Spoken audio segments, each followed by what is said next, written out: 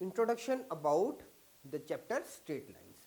Now what we have done in the earlier classes, in class 10th, 9th, 8th, 7th, we have gone with two-dimensional geometry, okay, and in the two-dimensional geometry what it was a combination of algebra and geometry. Now a small recap I am going to give you. In the last class, just to find the simultaneous solutions for the equations graphically, what we did, first we used algebra, we find it the coordinates and then we plot it on the graph paper and then we joined it becomes a straight line, okay. So you have done all these things in class up to class 10th, and that was in the two-dimensional geometry. Now a systematic study of geometry by the use of algebra was first given by a celebrated French philosopher and mathematician. He was a celebrated French philosopher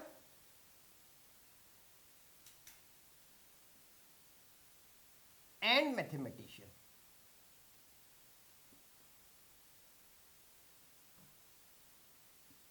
A very famous personality, René Descartes. Now this was given combination for geometry and algebra. It was given by the celebrated French philosopher and mathematician René Descartes. Now then he gave a book there in 1637. Now in 1637 he published a book, and the name of the book was Law Geometry. This was the name of the book. Now what he gave in the book he introduced the notion of the equations of the curve and related analytical methods into the study of the geometry. Now this was what we are going to do, analytical geometry, okay. Now the resulting combination of the analysis and geometry is referred as the analytical geometry, and now we are going with the analytical geometry.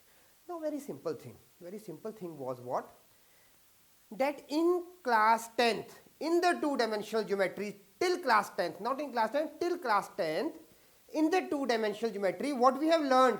We have learned the coordinate axis, the coordinate plane, plotting of the coordinates, abscissa and ordinates, okay, plotting of the coordinates. Then now suppose we have plotted in the graph paper, we have plotted two coordinates. Suppose one is here and one is here. Then what is the distance between these two? That was called a distance formula. Then section formula, if a line is divided internally or externally, then we have used the section formula.